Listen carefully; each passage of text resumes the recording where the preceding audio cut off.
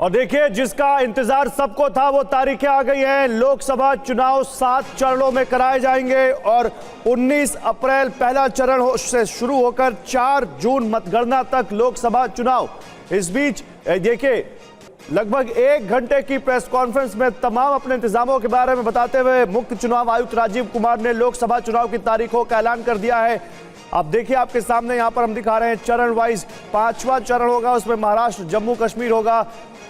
6ठा चरण 25 मई को, 4 जून को नतीजे। ये हम आपको बता रहे हैं कि कैसे 7 चरणों में 1 जून को 7वां चरण होगा। ये आपके सामने हम यहां लोकसभा चुनाव की तारीखों का आपके सामने सारा ब्यौरा रख रहे हैं। 19 अप्रैल पहला चरण होगा। दूसरा चरण 26 अप्रैल 89 सीटें। तीसरा चरण आपको बता दें 7 मई को होगा, 94 सीटों पर पोलिंग होगी।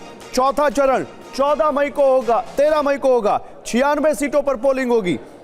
5वां चरण 20 मई को होगी पोलिंग, 49 सीटों पर। 6ठा चरण 25 मई को यहां पर पोलिंग होगी, 6ठे चरण में 57 सीटों पर। और आखिरी जो चरण है 7वां चरण 1 जून को पोलिंग होगी 57 सीटों पर और नतीजों की तारीख है 4 जून। यह आपके सामने सारा ब्यौरा हमने यहां पर रख दिया है। पहले चरण से लेकर 7वें चरण तक आप देखिए, फेज वाइज सीटें कितनी हैं, क्या तारीख है, ये हम आप इस वक्त आपको बता रहे हैं। और ये स्टेट वाइज भी देख सकते हैं। राजस्थान, त्रिपुरा, मणिपुर में 2 चरण में चुनाव होंगे। इसके अलावा छत्तीसगढ़ और असम में 3 चरणों में चुनाव करवाए जाएंगे। ये 543 सीटों का पूरा ब्यौरा आपके सामने। मेघालय, नागालैंड, पुडुचेरी में 1 चरण में चुनाव होगा। हमारे साथ यहां पर अवधेश जी हैं और शंभू जी हैं, वरिष्ठ पत्रकार। अवधेश जी, क्या लगता है आपको, इन तारीखों से कुछ समझ में आता है? कोई पहला विश्लेषण आपका? देखिए, कुल मिलाकर 77 दिनों तक भारत में चुनाव की प्रक्रिया रहेगी। नोटिफिकेशन से लेकर परिणाम तक 77 डेज। दुनिया में किसी भी चुनाव में जहां संसदीय लोकतंत्र है, इतना अधिक समय नहीं जाता है। लेकिन यह भी सच है, जैसा चुनाव आयोग ने कहा और हम भी जानते हैं, कि विश्व के कई महाद्वीपों की संख्या से ज्यादा हमारे यहाँ मतदाताओं की संख्या है। 96.88 करोड़ मतदाता अगर मतदान चले हैं तो जाहिर है उसमें समय लगेगा। लेकिन फिर भी मेरा मानना है कि जब भारत में अनेक जगह अनरेस्ट था, जब हमारे यहाँ जरूरत से ज्यादा सशस्त्र बलों की आवश्यकता होती थी, तो इतना फेज था। चुनाव आयोग को फेज कम करने की संख्या पर हमेशा विचार करना चाहिए। पिछली बार भी ये प्रश्न उठा था, 2014 में भी था और इस बार भी है सर। लेकिन इस वक्त एक हमारे जितने भी दर्शक हैं आपके सामने, सबसे बड़ी खबर यह है 7 चरणों में इस देश में एक उत्सव जिसे हम चुनाव कहते हैं वो होने वाला है और 4 जून को काउंटिंग होगी। पहला फेज ध्यान से देखिएगा। लेकिन इंटरेस्टिंग बात क्या है, यूपी, बिहार, बंगाल में 7 फेजेस में चुनाव होगा। यूपी, बिहार, बंगाल में 7 फेजेस में चुनाव होगा।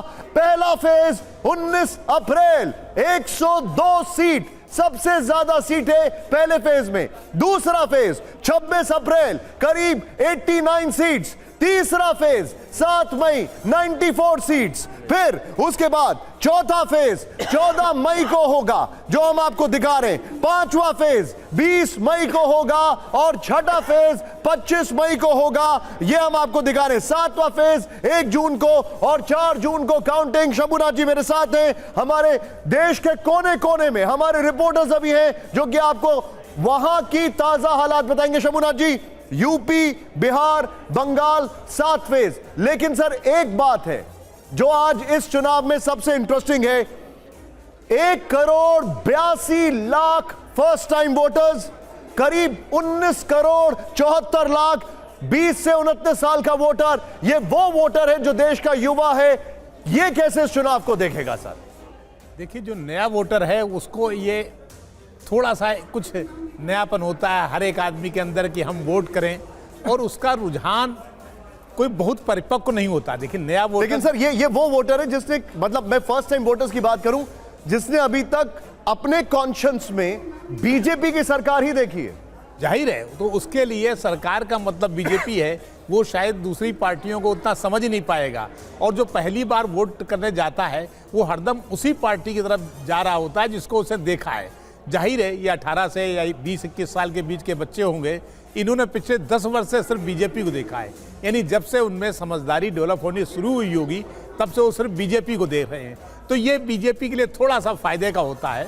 हम तारीखें आपको लगातार बता रहे हैं, इन तारीखों का हम सबको इंतजार था, तो वो सामने आ गई। 4 जून को नतीजे आएंगे, लेकिन TV9 भारतवर्ष संवाददाता देश के कोने कोने में मौजूद हैं। हमारे साथ अमोद राय भी जुड़ गए हैं, कुमार विक्रांत भी जुड़ गए हैं, हमारे और सहयोगी भी हमारे साथ जुड़े हैं। सीधे एक एक कर उनका रुख करेंगे और जानेंगे किस तरह की हलचल अब, क्योंकि देखिए अमोद, तैयारियां बहुत जोर शोर से पहले से ही चल रही हैं, लेकिन अब तो बिगुल बज गया है। अब तो रेस की शुरुआत हो चुकी है, तारीखों का ऐलान हो गया है। निश्चित तौर पे देखिए सुमेरा, पहले से ही तैयारियां चल रही थी और आज तो डी डे है। और आज आप देखिए कि जब चुनाव की तारीखों का ऐलान हो रहा है, वैसे में प्रधानमंत्री खुद साउथ के दौरे पर है पिछले 2 दिनों से और अगले 3 दिन तक उनका दौरा साउथ में ही रहने वाला है। इसके साथ ही आप समझ सकती हैं अभी थोड़ी देर में बीजेपी अध्यक्ष JP नड्डा की तरफ से आधिकारिक बयान भी आएगा चुनाव घोषणा के बाद। उसके बाद गृह मंत्री अमित शाह का भी बयान आने वाला है। तो कुल मिलाकर बीजेपी पहले से तैयार है। 267 उम्मीदवारों के नामों की घोषणा पहले की जा चुकी है। ये मेरी जानकारी है कि अगले 3 से 4 दिनों में बीजेपी करीब 100 उम्मीदवारों के नाम की घोषणा। अमोद जी, आप मेरे साथ बने रहिए। जनरल इलेक्शंस के साथ हमारे जितने भी दर्शक हैं, आपको बता दें 4 राज्य अरुणाचल प्रदेश, आंध्र प्रदेश, उड़ीसा और सिक्किम में असेंबली इलेक्शंस भी होंगे। सीधे चलिए, बिपिन चौबे मेरे साथ हैं। बिपिन, अपनी लोकेशन बताइए और ये बताइए वहां की पल्स क्या है अभी। निशांत, देखिए मैं उत्तर प्रदेश की राजधानी लखनऊ में हूं और आप जानते हैं कि देश का सबसे बड़ा राज्य है उत्तर प्रदेश और उत्तर प्रदेश की निगाहें सब पर है और सबकी निगाहें उत्तर प्रदेश पर है। इसके साथ साथ प्रधानमंत्री खुद उत्तर प्रदेश से 2 बार चुनकर आते हैं और तीसरी बार भी वो उत्तर प्रदेश से ही चुनाव लड़ेंगे। उत्तर प्रदेश के रण को जीतने के लिए तमाम राजनीतिक दल जोर आजमाइश करेंगे, लेकिन उत्तर प्रदेश किस जी विपिन आएंगे एक बार, लेकिन अपने दर्शकों को फिर से उन तारीखों के बारे में बता देते हैं जिनका हम सब बेसब्री से इंतजार कर रहे थे। पूरे देश को ये तारीखें जाननी जरूरी है क्योंकि वोट करना है आपको इन तारीखों को बाहर निकलकर। तो देखिए हम एक एक कर सभी चरण आपको बता रहे हैं। छठा चरण में 57 सीट पर मतदान होगा, 25 मई को होगा। 7वां चरण 57 सीट पर मतदान होगा, 1 जून को होगा। 7 चरणों में होंगे लोकसभा के चुनाव, साथ ही विधानसभा के चुनाव भी होंगे। विधानसभा और लोकसभा के चुनाव जहां विधानसभा के चुनाव भी हो रहे हैं वो लोकसभा चुनाव के साथ कराए जाएंगे।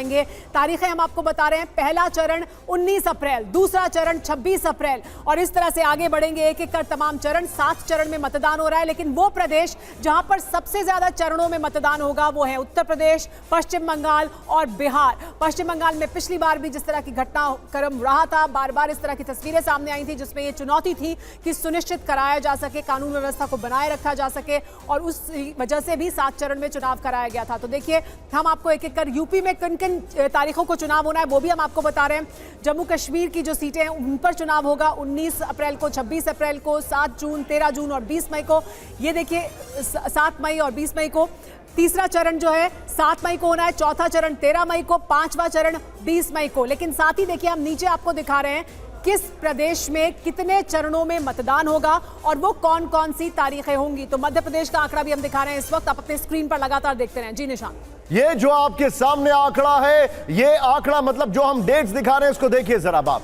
झारखंड में आप 19, 26 अप्रैल, 7 और 13 मई को, ये देखिए नीचे देखिए, अब आपको यहां पर स्क्रीन में बॉटम में दिखा रहे हैं। जम्मू कश्मीर 19 और 26 अप्रैल, महाराष्ट्र 19, 26 अप्रैल, 7, 13, 20 मई को वोटिंग होगी यहां पर। और ये देखिए पश्चिम बंगाल 19, 26, 7, 13, 20, 25, ये 7 फेजेस में बंगाल में, 7 फेजेस में यूपी, बिहार, बंगाल 7 फेजेस में यहां पर वोटिंग होगी। बड़ा इंटरेस्टिंग है। एक इंटरेस्टिंग फैक्ट इसके साथ मैं आपको और मिक्स करके बता दूं कि इस देश में 42 लाख 85 साल के ऊपर वोटर्स हैं और 100 साल के ऊपर 2,18,000। लेकिन नीचे देखिए झारखंड में 19, 26 अप्रैल, 7 और 13 मई को वोटिंग होगी। यहां पर हम आपको सीटों के बारे में बता रहे हैं। यहां पर ऑन माय राइट जो आपकी स्क्रीन पर लेफ्ट है और नीचे बॉटम में देखिए, ये इस वक्त की बड़ी खबर हम आपको डिटेलिंग के साथ बता रहे हैं और इन राज्यों में भी हम जाएंगे। आपका कौन सा राज्य है, वहां पर कब वोटिंग होगी, इस चैनल पर आप यहां पर देखिए। ये देखिए जरा, मध्य प्रदेश 19, 26, 7, 13 ये आपको दिखा रहे हैं। झारखंड 19, 26, 7, 13 ज्यादातर ये दे रहे हैं। और देखिए अलग अलग अहम शहरों के बारे में भी बताएंगे। वाराणसी, प्रधानमंत्री नरेंद्र मोदी की सीट, 1 मई को यहां पर वोटिंग होगी। वाराणसी में 1 मई को वोटिंग होगी। 7 चरण में उत्तर प्रदेश में चुनाव होगा। हमारे साथ मेहमान बने हुए हैं, हमारे साथ शंभुनाथ जी मौजूद हैं। शंभुनाथ जी, 1 मई को वाराणसी में वोटिंग होगी। हम सिर्फ वाराणसी की क्या बात करें, हमने आज ओपिनियन पोल भी दिखाया था, उत्तर प्रदेश में बीजेपी को बड़ी जीत मिलती दिखाई दे रही है। और अभी भी जो अमोद बता रहे थे, जैसे ही प्रेस कॉन्फ्रेंस खत्म हुई इलेक्शन कमीशन की, जेपी नड्डा बात करेंगे, इसके बाद अमित शाह बात करेंगे, यानी बीजेपी की तैयारी काफी ज्यादा दिखाई दे रही है। देखिए, वाराणसी में पिछली बार भी सबसे आखिरी फेज में वोट हुए थे। शायद वाराणसी पे सबसे ज्यादा फोकस इसलिए भी किया जाता है कि प्रधानमंत्री खुद वाराणसी से चुनाव लड़ते हैं। तो और लेकिन उत्तर प्रदेश में 7 चरणों में चुनाव है, ये देख के थोड़ा अजीब लग रहा है कि इतना बड़ा मामला नहीं, कि उतने या सुरक्षा का भी इतना बड़ा वास्ता नहीं पड़ता कि उत्तर प्रदेश में 7 चरण में चुनाव निपटाया जाए। तो उसी तरह पश्चिम बंगाल में जहां कुल 42 सीटें हैं, बिहार में 7 चरणों का मतदान कुछ समझ नहीं आ रहा है। लगता है एक सवाल है यहां पर, और ये मैं समझना चाहूंगा, जयशंकर जी भी मेरे साथ हैं। सर, ये बहुत लंबा, बहुत स्ट्रेच्ड आउट प्रोसेस है, 70 दिन से ज्यादा ये चलेगा। क्या ये पूरे प्रोसेस में, जैसे उत्तर प्रदेश, बिहार, बंगाल, 7 फेजेस में, क्या वो जोश, क्या मोमेंटम लोगों के बीच में बरकरार रहेगा? जयशंकर जी। नहीं निशांत, चुनाव तो ऐसी प्रक्रिया है जिसमें लोगों का इंटरेस्ट लगातार बना ही रहता है। चूंकि नेताओं के इतने तरह के भाषण होंगे, कार्यक्रम होंगे, रैलियां होंगी, लोग उसमें इन्वॉल्व रहते हैं। लेकिन ये चुनाव आयोग को एक बार सोचना पड़ेगा कि 1.5 महीने की जो चुनाव प्रक्रिया है, ये बहुत थकाऊ और उबाऊ भी हो सकती है। यही मैं जानना चाह रहा हूं। अवधेश जी, आप एग्री करते हैं इस बात से? लेकिन देखिए, ऐसा है, 1.5 महीने नहीं है, 77 दिन है, कुल 77 डेज। और आज से आप अगर जोड़ लेते हैं तो करीब करीब 81 दिन हो जाता है। एक समय था जब भारत में नक्सलवाद था, पंजाब में आतंकवाद था, पूर्वोत्तर जल रहा था, बिहार में नक्सलवाद था, तो 7 फेज की आवश्यकता थी। 2014 से हम लोग इस प्रश्न को उठा रहे हैं। यूपी में कहीं अनरेस्ट नहीं है, बिहार में कहीं अनरेस्ट नहीं है, झारखंड, छत्तीसगढ़ को मान सकते हैं, मणिपुर को मान सकते हैं, जम्मू कश्मीर को मान सकते हैं, थोड़ा बहुत पश्चिम बंगाल के एक पार्ट को भी मान सकते हैं। इसलिए इतने फेजेज में भारत में इस समय चुनाव कराने की आवश्यकता नहीं है। आपको क्या लगता है, चुनाव आयोग को इस पर विचार करना चाहिए। क्यों कराए जा रहे हैं? पूरी मशीनरी इस समय चुनाव आयोग के हाथ में होती है। इनकम टैक्स, एक्साइज, पुलिस, सारे चुनाव आयोग के हाथ में होती है। आचार संहिता लागू हो जाती है। तो यह एक विचार करने का विषय है, क्या भारत में इतने फेजेज में इतने लंबे समय तक चुनाव कराने की आवश्यकता है? लेकिन वजह क्या हो सकती है? शंभुनाथ जी, आपको क्या लगता है, क्यों उत्तर प्रदेश में 7 चरण में चुनाव हो रहे हैं, जो आपको लग रहा है कि जरूरत नहीं है, क्योंकि ऐसी लॉ एंड ऑर्डर की स्थिति नहीं है? ऐसा लगता है उत्तर प्रदेश में पूरे 44-45 दिन तक सिर्फ चुनाव ही चुनाव दिखाई पड़ेंगे, क्योंकि कभी वेस्ट में चुनाव हो रहा है, तो कभी ईस्ट में चुनाव हो रहा है, कभी सेंट्रल यूपी में, तो कभी उत्तराखंड में, ये बुंदेलखंड में। तो ये बड़ा कंफ्यूज कर देगा लोगों को। एक ही फेज में या 2 फेज में अगर अधिक से अधिक चुनाव हो तो ज्यादा बेहतर रहे।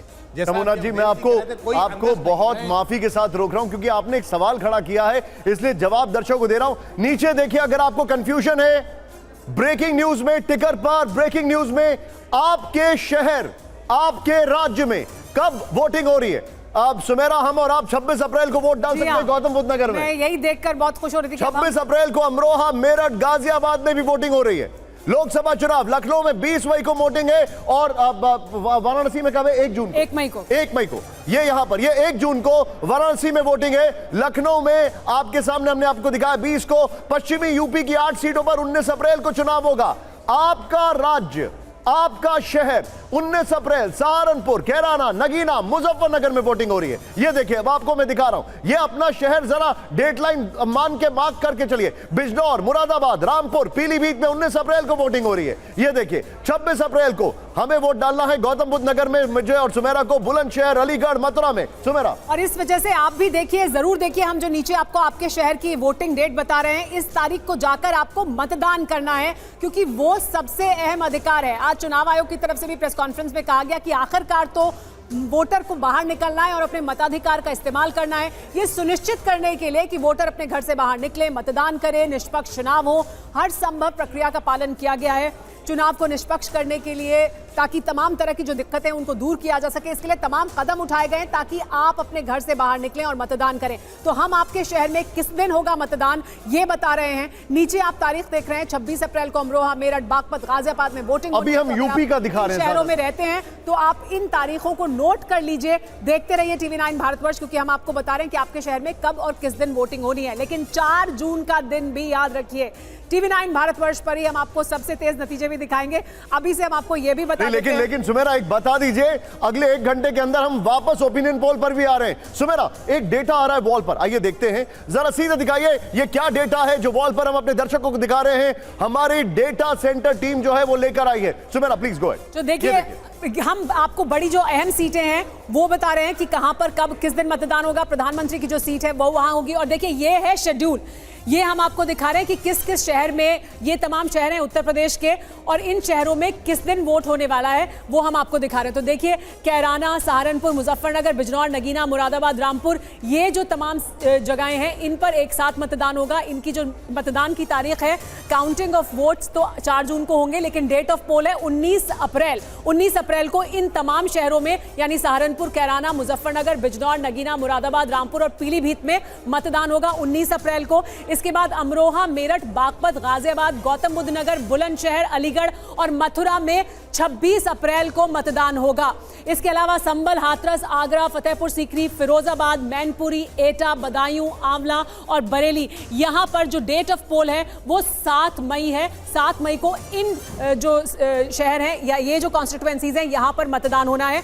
और चुनाव की तारीख तो हम आपको लगातार बता ही रहे हैं कि जो नतीजे आएंगे वो 4 जून को आएंगे। लेकिन ये जो उत्तर प्रदेश की अहम कॉन्स्टिट्यूएंसीज हैं उनमें किस किस दिन मतदान होना है, अभी उत्तर प्रदेश के जितने भी लोग हैं, ध्यान से आप सुमेरा के सामने जो डेटा आ रहा है और सुमेरा को देखिए, वो बता रहे हैं कि आपके शहर में कब वोटिंग हो रही है। सुमेरा एक बार फिर से हम बता दें, देखिए सहारनपुर, कैराना, मुजफ्फरनगर, बिजनौर, नगीना, मुरादाबाद, रामपुर और पीलीभीत में 19 अप्रैल को मतदान होना है। अमरोहा, मेरठ, बागपत, गाजियाबाद, गौतम बुद्ध नगर, बुलंदशहर, अलीगढ़ और मथुरा में 26 अप्रैल को मतदान होना है। संभल, हाथरस, आगरा, फतेहपुर सीकरी, फिरोजाबाद, मैनपुरी, एटा, बदायूं, आंवला और बरेली, यहां पर 7 मई को मतदान होना है। यूपी, उत्तर प्रदेश की अगर बात की जाए, 7 फेजेस में उत्तर प्रदेश की सीटों पर वोटिंग होगी।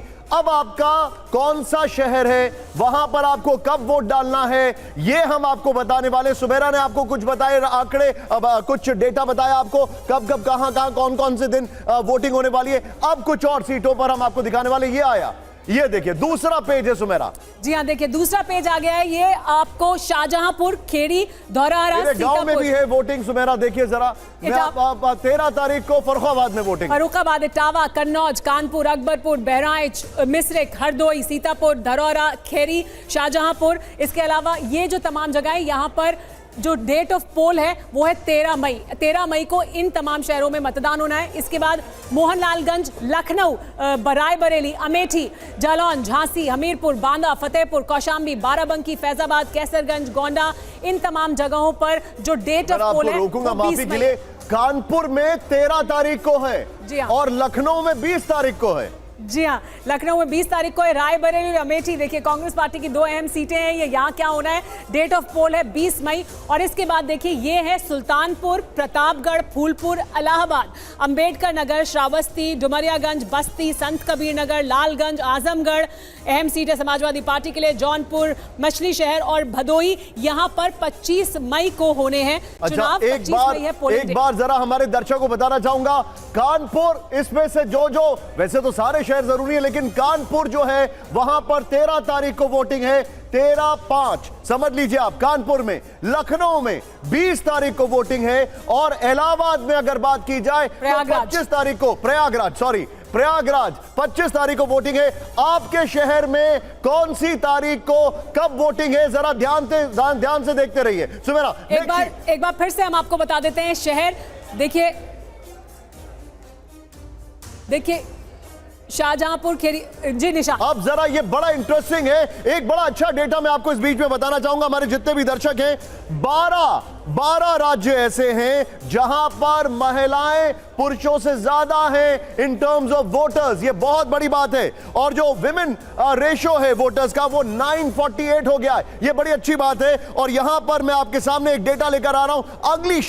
अगली शीट में आपके शहर में कब, कहां पर, कौन सी तारीख को वोटिंग होने वाली है, आइए दिखाते हैं जरा। सीधा आइए, अब अगला शहर हमारे सामने, अगली सीट आ गई है। सुमेरा प्लीज। जी हाँ, देखिए अगली जो सीट्स हैं वो हम दिखाने की कोशिश करते हैं। हमने आपको बताया यहाँ किस किस तरह से हो रहा है मतदान। और देखिए शेड्यूल अब सुल्तानपुर प्रतापगढ़, ये हमने आपको बताया था, सुल्तानपुर प्रतापगढ़, फूलपुर, प्रयागराज, अंबेडकर नगर, श्रावस्ती, डुमरियागंज, बस्ती, संत कबीर नगर, लालगंज, आजमगढ़, जौनपुर, मछली शहर और भदोई, इन जगहों पर। गोरखपुर निकल गया। मैं चाहूंगा जरा इसको नीचे पुल डाउन करिए, एक बार वापस इसको पुल डाउन करिए।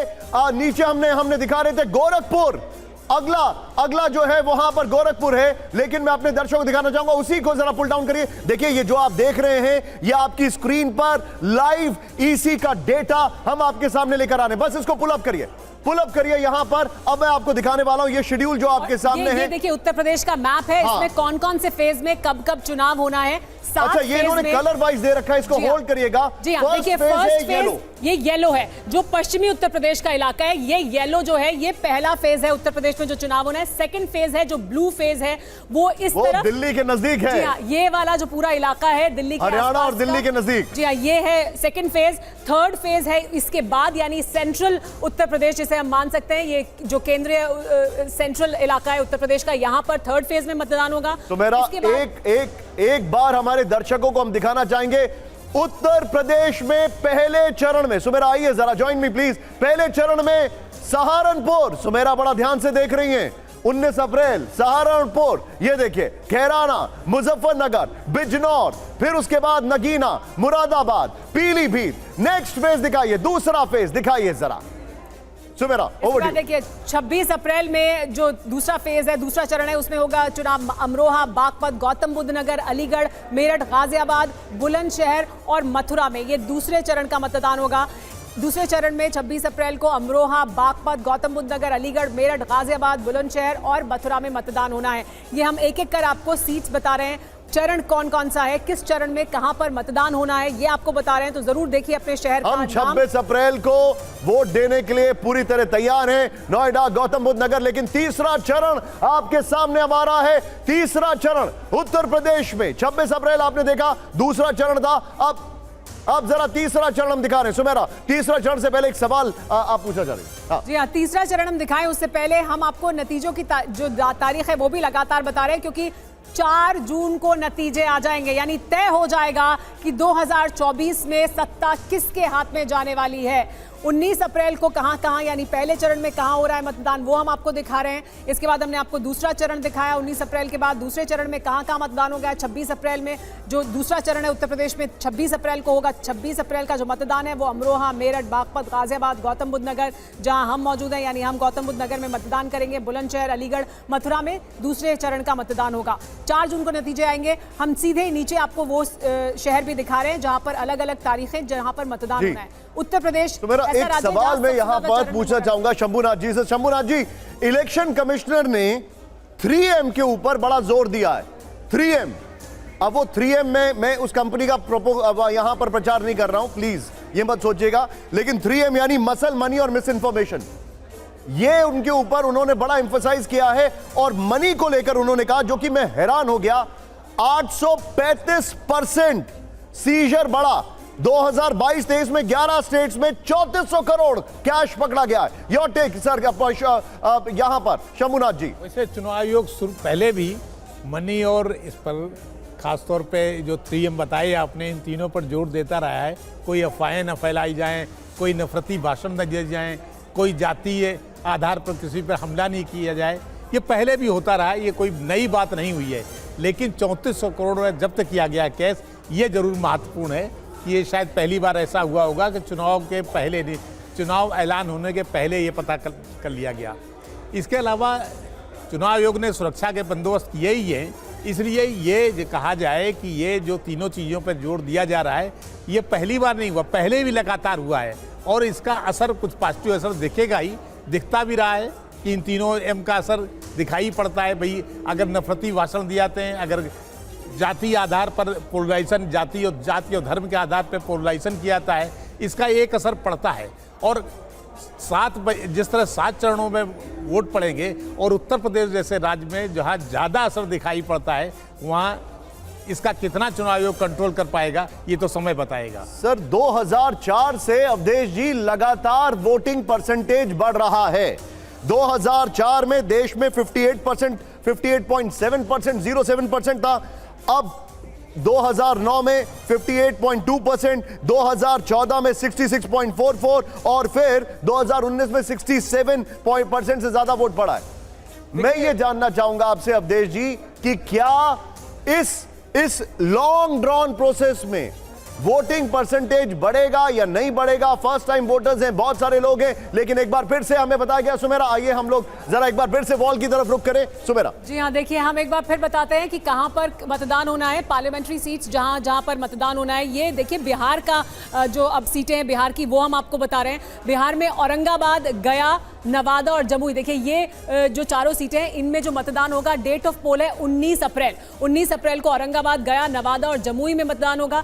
इसके बाद किशनगंज, कटिहार, पूर्णिया, भागलपुर और बांका में 26 अप्रैल को मतदान होगा इन जगहों पर। इसके बाद अगर बात करें झंझारपुर की, सुपौल, अररिया, मधेपुरा और खगड़िया, यहाँ पर जो मतदान की तारीख है वो 7 मई है, तो 7 मई को इन जगहों पर होगा। तो बिहार में ये 3 फेज, बिहार में भी 6 से 7 फेज में होना है, 7 फेज में होना है मतदान, लेकिन ये 3 फेज जो बिहार में होने हैं, शुरुआत में औरंगाबाद, गया, नवादा और जमुई 19 अप्रैल को, किशनगंज, कटिहार, पूर्णिया, भागलपुर और बांका 26 अप्रैल को, झंझारपुर, सुपौल, अररिया, मधेपुरा और खगड़िया ये जाएंगे 7 मई को मतदान के लिए। वो बता रहे हैं सुमेरा, आप एक बार जरा डेट्स और कॉन्स्टिट्यूएंसीज हमारे दर्शकों को फिर से यहां पर डेट जो है और कॉन्स्टिट्यूएंसीज डेट एंड देखिए, इसके अलावा हम आपको ये भी बता दें कि ये हम आपको डेट ऑफ पोल बता रहे हैं 19 अप्रैल को जो मतदान होना है वो औरंगाबाद, गया, नवादा और जमुई में होगा। यानी बिहार की औरंगाबाद, गया, नवादा और जमुई सीट पर जो मतदान है वो 19 अप्रैल को होगा।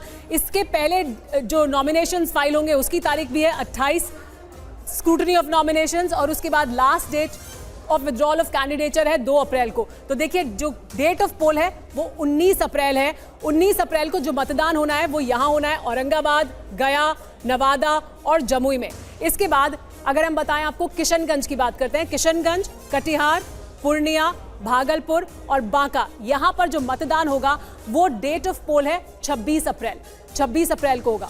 इसके बाद अगली जो तारीख है, जो अगला चरण है वो 7 मई का है। 7 मई को अगले फेज का मतदान होगा और ये जो सीटें हैं वो हैं झंझारपुर की, सुपौल, अररिया, मधेपुरा और खगड़िया। ये 3 फेज बिहार के और इनकी तारीखें हमने बताई हैं आपको। अवधेश जी, चुनाव आयोग की तरफ से आज एक बार फिर ये कहा गया कि ईवीएम 100% सेफ है, फुल प्रूफ है। यानी एक बार फिर हर बार चुनाव से पहले इसकी चर्चा होती है, लगातार कांग्रेस पार्टी और विपक्ष इसी को लेकर सवाल उठा रहा है। ईसीसी को एक बार फिर कहना पड़ा है कि नहीं, देखिए फुल प्रूफ है, सेफ है EVM.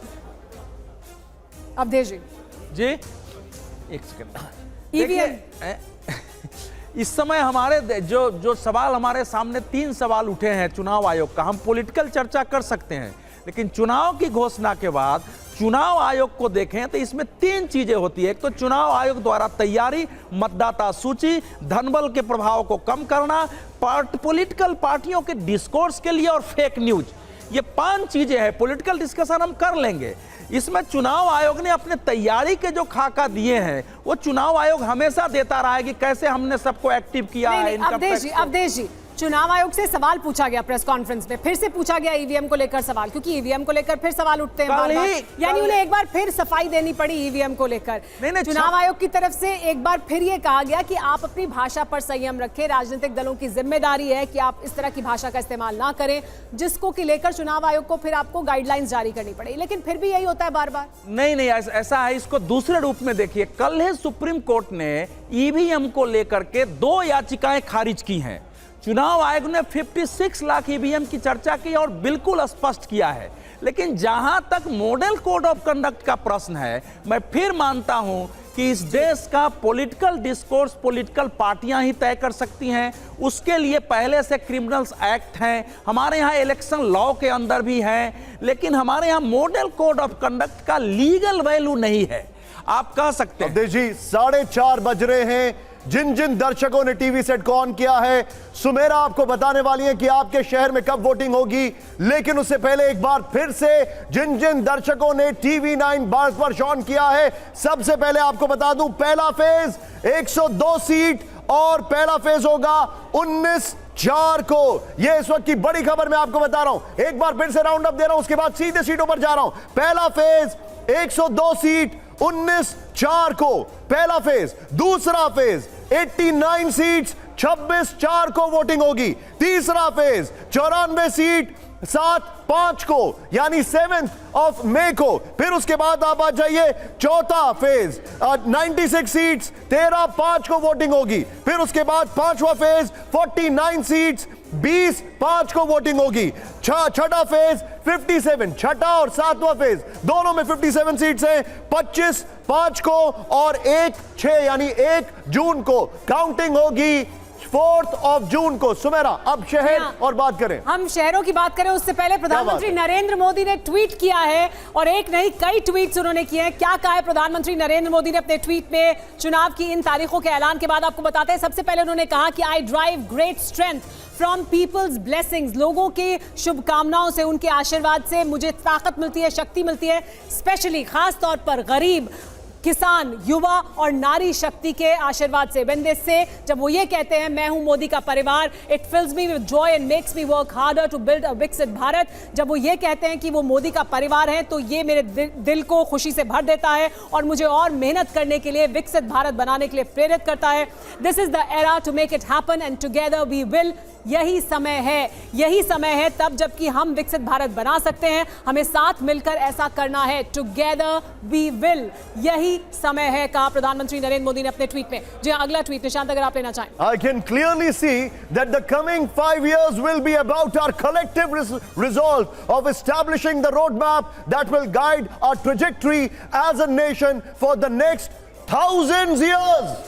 1000 years and make India the embodiment of prosperity, all-round growth and global leadership. यानी प्रधानमंत्री ने कहा है कि ये वाले चुनाव अगले 1000 साल के लिए भारत की एक पूरी दिशा और दशा तय कर देंगे। ये इस वक्त की बड़ी खबर। साथ ही उन्होंने कहा कि बीजेपी और एनडीए चुनाव के लिए पूरी तरह से तैयार है, लेकिन कहां पर हो रहे हैं, कब मतदान, ये हम आपको बता रहे हैं। बिहार के 3 फेज के बारे में हमने आपको बताया। बिहार के बाकी फेज कहां पर, किस सीट पर कब हो रहा है मतदान, आइए ये बता देते हैं। तो देखिए ये है सीट दरभंगा, उजियारपुर, समस्तीपुर, बेगूसराय और मुंगेर। इन सीटों पर, इन 5 कॉन्स्टिट्यूएंसीज पर जो मतदान होना है वो 13 मई को होगा। 13 मई को दरभंगा, उजियारपुर, समस्तीपुर, बेगूसराय और मुंगेर में मतदान होगा। इसके बाद जो अगला डेट ऑफ पोल है वो 20 मई है। 20 मई को सीतामढ़ी, मधुबनी, मुजफ्फरपुर, सारण और हाजीपुर में मतदान होगा।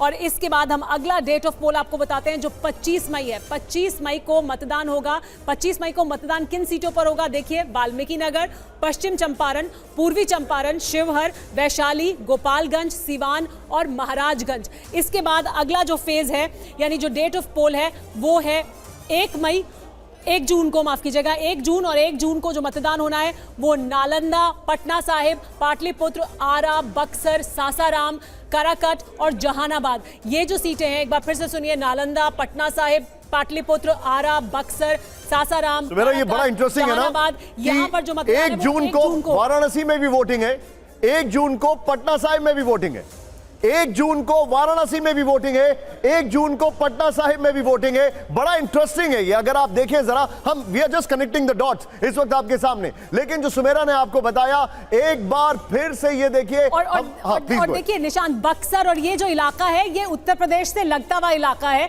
यानी उत्तर प्रदेश में जिस वक्त मतदान हो रहा होगा वाराणसी के आसपास में, वहीं 1 जून को इस इलाके में भी बिहार के मतदान होगा। बक्सर और बाकी सीटें जो उत्तर प्रदेश से लगती हुई सीटें वहां पर उस समय। अब मेरा सवाल ये है, आज इस चुनाव आयोग ने जो प्रेस कॉन्फ्रेंस की उसमें बहुत इंटरेस्टिंग कुछ बातें आई हैं। मेरा मन बार बार एक सवाल पूछ रहा है, जयशंकर जी, बहुत लॉन्ग ड्रॉन प्रोसेस है, बहुत लंबी प्रक्रिया है, चीजें बदल चुकी हैं, लेकिन 2004 से एक अलग ट्रेंड दिख रहा है। वोटिंग परसेंटेज बढ़ रहा है, युवाओं का कंट्रीब्यूशन उसमें बहुत ज्यादा भागीदार होगा, महिलाओं का कंट्रीब्यूशन बहुत ज्यादा भागीदार होगा।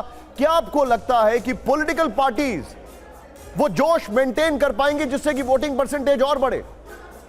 मेरे ख्याल से इस बार भी चुनाव का मतदान का परसेंटेज और बढ़ना चाहिए, क्योंकि देखिए हाल के वर्षों में जागरूकता बहुत बढ़ी है चुनाव को लेकर के। लोगों में ग्रामीण स्तरों पर भी काफ़ी लोगों में जागरूकता आई है, लोग वोट के प्रति सचेत हुए हैं, सजग हुए हैं, इसलिए मतदान के प्रतिशत लगातार बढ़ते जा रहे हैं। विधानसभाओं के चुनाव में भी आपने देखा होगा, लोकसभा के चुनाव में लगातार बढ़ते जा रहे हैं। तो कहीं ना कहीं लोगों की एक रुचि मतलब जग रही है लोगों को चुनाव के प्रति, और वही मुझे लगता है कि अच्छा इसमें चुनाव आयोग की भी थोड़ी भूमिका है, वो भी काफ़ी जिस ढंग से फिर टीवी चैनल्स है, मीडिया का भी एक इस्तेमाल है, लोगों में एक जागरूकता बढ़ी है इसके लिए।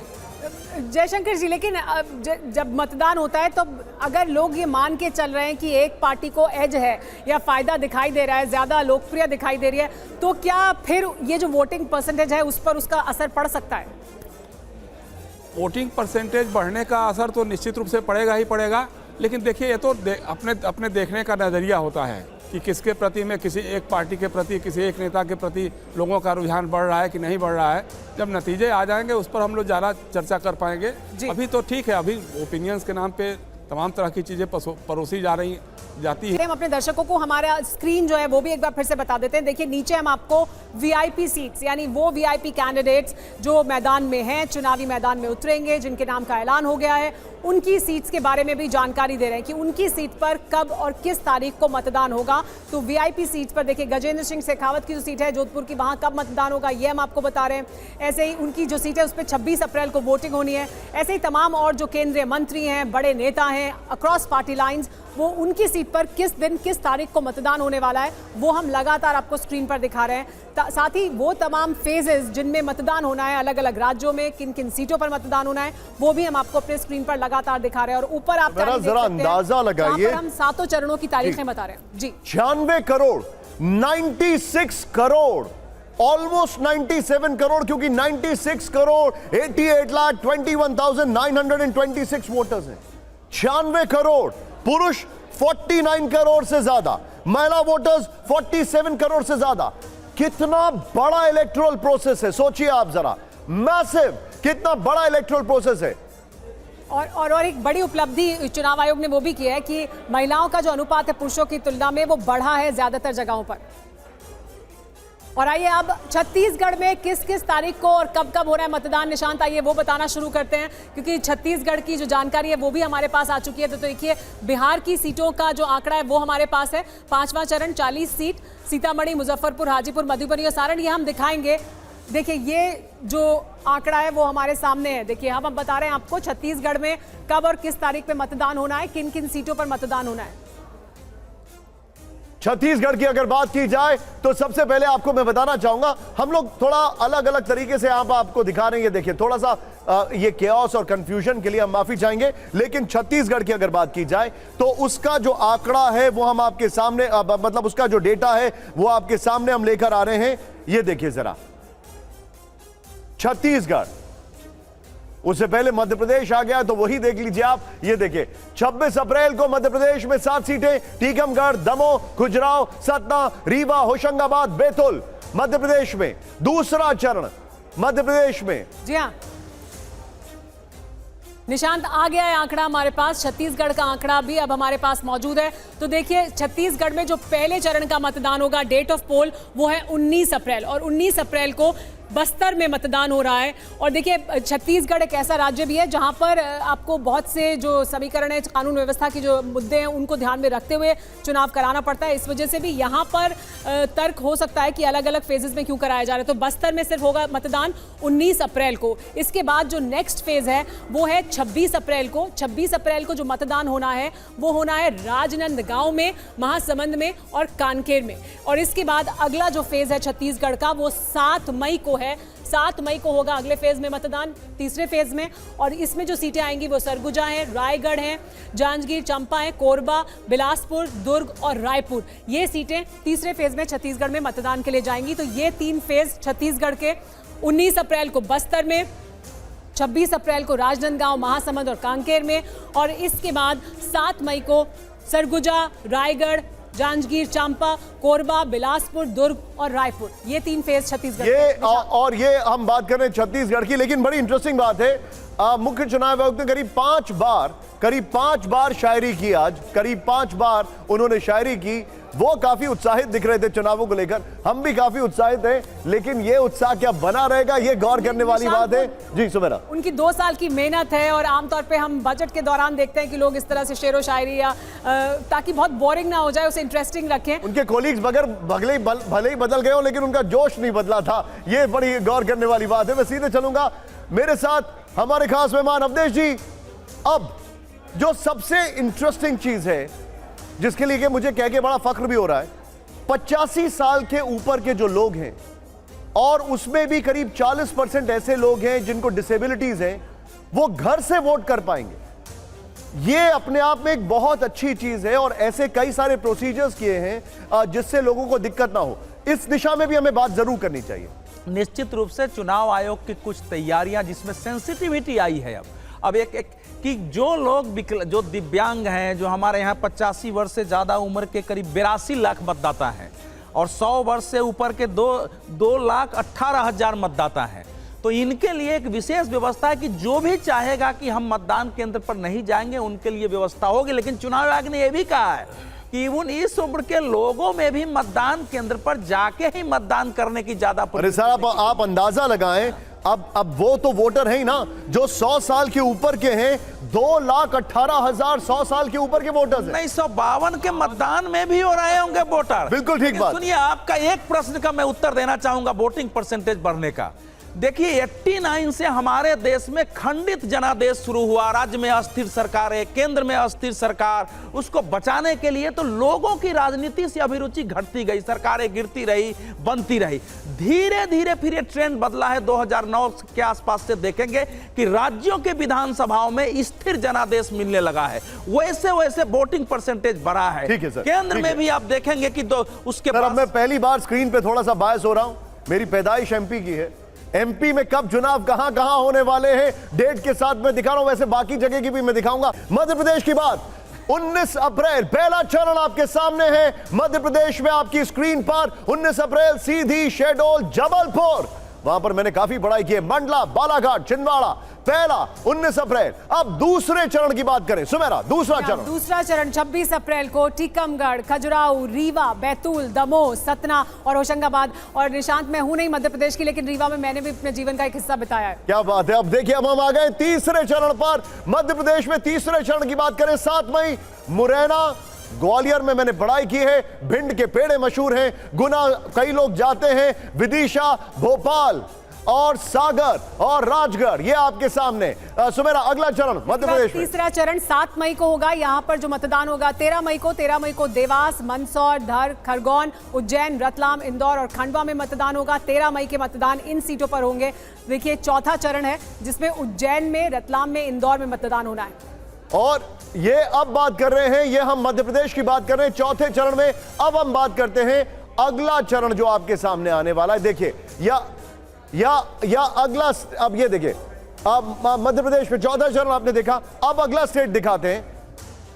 अगला स्टेट बिहार की अगर बात की जाए, वहां पर बड़ा रोचक होने वाला है। हमारा ओपिनियन पोल एकदम अलग कहानी बता रहा है बिहार की, जो अब से थोड़ी देर में हम फिर से दिखाने वाले हैं। बिहार में पहला चरण 19 अप्रैल, नवादा, गया, जमुई और औरंगाबाद। सुमेरा। जी हाँ, इसके बाद 19 अप्रैल के बाद 26 अप्रैल को दूसरा चरण होगा, जिसमें किशनगंज, कटिहार, पूर्णिया, भागलपुर और बांका में मतदान होगा। दूसरा चरण, बिहार में ज्यादा चरणों में मतदान होने वाला है। तीसरा चरण भी बता देते हैं। देखिए, 7 मई को तीसरा चरण है, झंझारपुर, सुपौल, अररिया और खगड़िया। तीसरे चरण में 7 मई को यहां होगा मतदान। निशांत। चौथे चरण की अगर बात की जाए, 13 मई को सबसे पहले दरभंगा, समस्तीपुर, मुंगेर, उजियारपुर और बेगूसराय, यह है चौथा चरण। सुमेरा। जी हाँ, चौथे चरण के बाद 5वें चरण का मतदान, क्योंकि बिहार उन राज्यों में से एक है जहां ज्यादा चरणों में मतदान हो रहा है। 5वां चरण जो मतदान का है, उसमें मतदान होगा 20 मई को। सीतामढ़ी, मधुबनी, मुजफ्फरपुर, सारण और हाजीपुर में होगा 5वें चरण का मतदान। बिहार में 7 चरण में चुनाव है। अब आप ये सोचिए कि पटना में कब होगा, वो आपको सुमेरा बताएंगे। लेकिन 25 मई को नगर, पश्चिमी चंपारण, पूर्वी चंपारण, वैशाली, सीवान, महाराजगंज, गोपालगंज और शिवहर। यह है छठा चरण बिहार में 25 मई को। जी, और इसके बाद 7वां चरण, क्योंकि उत्तर प्रदेश और बिहार, पश्चिम बंगाल जहां पर 7 चरण में मतदान हो रहा है, तो 7वें चरण का मतदान हो रहा है नालंदा में, पाटलिपुत्र में, बक्सर में, काराकट में, पटना साहिब, आरा, सासाराम और जहानाबाद। 7 चरणों में मतदान होगा बिहार में। तो बिहार, पश्चिम बंगाल और उत्तर प्रदेश, ये 3 राज्य जहां पर लॉन्ग एक्सटेंडेड मतदान होगा। 7 चरणों में मतदान होने वाला है यहां पर। ये स्टेट की लोकेशन है या क्या, इसमें क्या सोच के ये किया गया है? चलिए, उत्तर प्रदेश तो बहुत बड़ा राज्य है, लेकिन उत्तर प्रदेश, बिहार और बंगाल तीनों में 7 चरणों में इसको डिवाइड किया गया है। शंभुनाथ जी, ये क्या लगता है, ये 7 फेजेस की वजह क्या होगी? बिहार और बंगाल में शायद चुनाव आयोग को लगा होगा अनरेस्ट है, क्योंकि बंगाल में जगह जगह झगड़े हो ही जाते हैं चुनाव में। ये परंपरा चली आ रही है। पहले जब टीएमसी नहीं थी तब सीपीएम के साथ झगड़ा होता था। सीपीएम और कांग्रेस में अक्सर वहाँ झगड़ा होता था, क्योंकि बीजेपी का वहाँ कोई तब अस्तित्व नहीं था। टीएमसी आने के बाद टीएमसी का झगड़ा अक्सर रहता है। ममता बनर्जी कहीं ना कहीं झगड़ा करती रहती हैं, इसलिए वो बिहार में तो 7 चरण, उसमें बंगाल में 7 चरण समझ में आते हैं। बिहार में भी 7 चरण इसलिए किए गए कि आरजेडी का भी कई जगह झगड़ा रहता है। जेडीयू है, आरजेडी है, बीजेपी है, तो आपस में कहीं ना कहीं टकराएंगे। लेकिन उत्तर प्रदेश में 7 चरण बड़ा अजीब लग रहा है, क्योंकि जब एक जगह का आदमी फ्री हो जाएगा। अब चुनावी हिंसा नहीं होती। हाँ, उत्तर प्रदेश में चुनावी हिंसा के कारण वो ये चरण किए जाते थे। अगर इलेक्शन वायलेंस की दृष्टि से देखें तो बहुत शून्य की नहीं, लेकिन क्या कुछ ऐसा हो सकता है? मैं बड़ा स्पेकुलेशन पूछ रहा हूं कि सिक्योरिटी फोर्सेस का मूवमेंट और जिस इलाके में वो हैं उस सबको ध्यान में रख के इलेक्शन कमीशन ने ऐसा कुछ किया? नहीं, सुनिए, क्या है कि इलेक्शन कमीशन पुराने डाटा पर बिहार में अनरेस्ट होता था, बूथ लूट होती थी, क्रिमिनलाइजेशन ऑफ पॉलिटिक्स था, मर्डर होते थे, ज्यादा से ज्यादा किडनैप किए जाते थे उम्मीदवारों की। वो दौर खत्म हो चुका है। अवधेश जी, कहां पुराने डेटा पर काम कर रहे हैं? चुनाव आयोग कह रहा है कि हम अत्याधुनिक तरीके से काम कर रहे हैं। वो तो ऐप्स का इस्तेमाल कर रहे हैं, ड्रोन का इस्तेमाल कर रहे हैं, मिनट मिनट में जानकारी भी देंगे, अपडेट भी करेंगे। वो तो कह रहे हैं मिथ वर्सेस फैक्ट की जानकारी भी आपको चर्चा में हिस्सा लेकर देंगे। चुनाव आयोग पहली बार ये भी करने वाला है, और इस पर मैं चाहती हूं आप प्रतिक्रिया दें।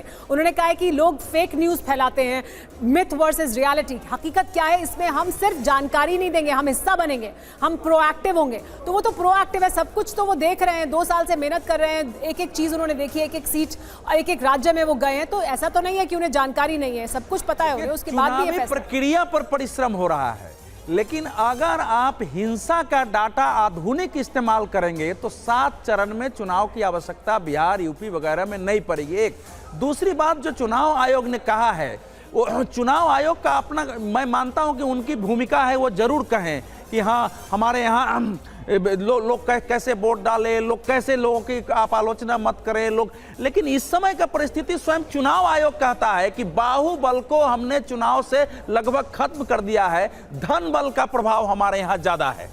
तो जो आधुनिक सिस्टम का इस्तेमाल है, वोट डालने में है, लोगों की सुविधा के लिए है, प्रचार में है, तो उसी प्रकार से जो हिंसा के विरुद्ध प्रचार हुए उनका भी असर हुआ है। वोटिंग परसेंटेज भय घटने के कारण भी हुआ है कि लोगों के अंदर सुरक्षा बोध हुआ है कि हम वोट। लेकिन सर, मैं आपसे एक बड़ा सवाल यहां पर पूछ रहा हूं मैं, अवधेश जी, चुनाव आयोग ने कहा है कि पिछली बार नैतिक सेंसर था, लेकिन अब हम अतीत भी देखेंगे। अगर किसी ने नफरत भरे भाषण दिए, निजी जिंदगी से जुड़े पहलुओं पर गलत बयान दिए, धार्मिक नफरत फैलाने की बात कही, तो कार्रवाई होगी। इसका कैसे मूल्यांकन होगा कि कोई भाषण बिल्कुल नफरत फैलाने वाला है? देखिए, चुनाव आयोग नई बात नहीं कह रहा है। हमारे यहाँ इलेक्शन लॉ जब आप पढ़ेंगे, इलेक्शन लॉ में ये सब बातें लिखी हुई है कि इसमें कितनी सजा होगी, कितनी कार्रवाई हो सकती है। हमारे यहाँ क्रिमिनल एक्ट्स हैं, जो दंड संहिता है, पेनल कोड, अब तो नाम बदल गया उसका, तो उसमें ये सारी बातें अंकित है। चुनाव आयोग बिल्कुल सही कह रहा है। लेकिन समस्या यही है कि जब भी कोई स्पीच ऐसा होता है निशांत जी, तो चुनाव आयोग थाने में जाके एफआईआर दर्ज करता है। वो एफआईआर उन्हीं कोर्ट के तहत होता है। लेकिन अवधेश जी, बाद में कुछ बदलाव हुआ है, कुछ बदलाव हुआ है इसमें, उस पर आएंगे। जयशंकर जी आपसे और शंभुनाथ जी आपसे भी प्रतिक्रिया लेंगे। लेकिन इस बीच महाराष्ट्र का आंकड़ा बता देते हैं। 4 चरणों में मतदान होगा होगा महाराष्ट्र में अलग अलग चरणों के बारे में हम जानकारी दे रहे हैं। इस वक्त स्क्रीन पर आप देख रहे हैं दूसरा चरण 26 अप्रैल को मतदान होगा। देखिए शुरुआत से बता देते हैं, 19 अप्रैल पहला चरण का मतदान है। रामटेक, नागपुर, भंडारा, गढ़चिरौली और चंदरपुर ये पहले चरण में मतदान के लिए जाएंगे महाराष्ट्र की ये लोकसभा सीटें। निशांत, दूसरे चरण की अगर बात की जाए तो 8 सीटें हैं दूसरे चरण में। 26 अप्रैल को वहां पर होगा मतदान। बुल्ढाणा, अमरावती, यवतमाल, नांदेड़, अकोला, वर्धा, हिंगोली और परभणी। 26 अप्रैल 8 सीट महाराष्ट्र की। इसके बाद तीसरे चरण का मतदान 7 मई को होगा और 7 मई को मतदान किन किन सीटों पर होगा वो भी हम आपको आपके स्क्रीन पर दिखा रहे हैं। रायगढ़, बारामती, उस्मानाबाद, लातूर, शोलापुर, माघा, सांगली, सतारा इन जगहों पर और हटकांगले इन जगहों पर होगा तीसरे चरण का मतदान। इसके बाद चौथे चरण का मतदान, यानी 4 फेज में होना है चौथे चरण का मतदान। चौथे चरण का मतदान 11 सीटों के लिए महाराष्ट्र में। तारीख होगी 13 मई। नंदुबार, रावेर, औरंगाबाद, पुणे, अहमदनगर, फिर उसके बाद बीड और फिर हम आपको दिखा रहे हैं जलगांव। चेंज करिए इसको जरा स्क्रीन पर, ये चौथे चरण का एक बार फिर से दिखाइए। जलगांव, बीड, ये है चौथे चरण का मतदान। ये देखिए, फिर जालना, यवतमाल, ये मवल, शिरूर और शिरणी, ये वो जगह है जहां पर 13 मई को चौथे चरण का मतदान होगा। सुमेरा, तो महाराष्ट्र में 4 चरण में मतदान होना है। जो राज्य जहां पर सबसे ज्यादा चरणों में मतदान होना है वो आपको हमने बताया, लेकिन इलेक्शन कमीशन ने एक और अहम बात कही है। जयशंकर जी, उन्होंने कहा कि हमने इससे पहले भी जब भी हमने लोगों को कहा है कि आप अपने भाषा पर संयम बरतें, तो हमने जो गाइडलाइंस जारी किए उन्हें कंपाइल करके उन्होंने एक गाइडलाइन बनाई है और वो उन्होंने राजनीतिक दलों को दी है और कहा है कि आप अपने स्टार कैंपेनर्स को दें और सुनिश्चित करें, ये पार्टियों की जिम्मेदारी होगी कि वो सुनिश्चित करें कि स्टार कैंपेनर्स उन गाइडलाइंस का पालन करें। आपको लगता है कि ये कुछ असर डालेगा? जयशंकर जी, माफ कीजिएगा, हमारे साथ रामकृपाल जी मौजूद है। रामकृपाल जी, आप अगर इस सवाल का जवाब दें कि चुनाव आयोग ने कहा कि हमने कंपाइल कर दी है सारी गाइडलाइंस, पार्टियों को दे दिया है, कहा है जिम्मेदारी दी है कि स्टार कैंपेनर को दें और सुनिश्चित करें कि स्टार कैंपेनर इस गाइडलाइन का पालन करेंगे। रामकृपाल जी, आपको लगता है इसके फर्क पड़ेगा कोई जब हम चुनाव में भाषण का स्तर देखेंगे? देखिए, करना तो चाहिए क्योंकि जिस तरह से माहौल है, लेकिन मेरा ये कहना है कि अगर कहीं कोई उसका उल्लंघन करता है तो चुनाव आयोग को बहुत सख्ती से उसमें निपटना चाहिए। कई बार क्या होता है कि जब हम लोग थोड़े से लिबरल हो जाते हैं, अनदेखी कर देते हैं, वार्निंग दे के छोड़ देते हैं, तो उसका लोग नाजायज़ फ़ायदा उठाते हैं।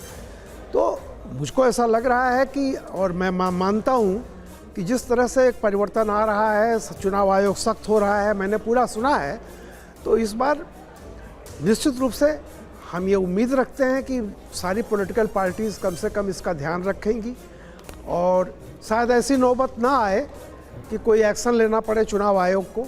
समाज में समरसता बनी रहे, ऐसी कोई चीज़ें ना हो।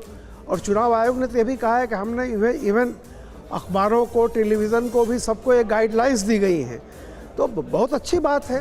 हर चुनाव जब भी कोई नया होता है, कुछ नई चीज़ें सीखते हैं, जो पुराने में कमियां रह गई होंगी उसको दूर करने की कोशिश की गई है। आप आए और हमारा ओपिनियन पोल भी वापस आ गया है, मैं आपको ये बताना चाहूंगा, लेकिन उससे पहले बड़ा इंटरेस्टिंग फैक्ट, इस चुनाव का जो तारीखें ऐलान हुई है, मेरे सहयोगी अमोद ने अभी भेजा है। मणिपुर में 2 ही लोकसभा क्षेत्रों में 2 चरणों में चुनाव होगा।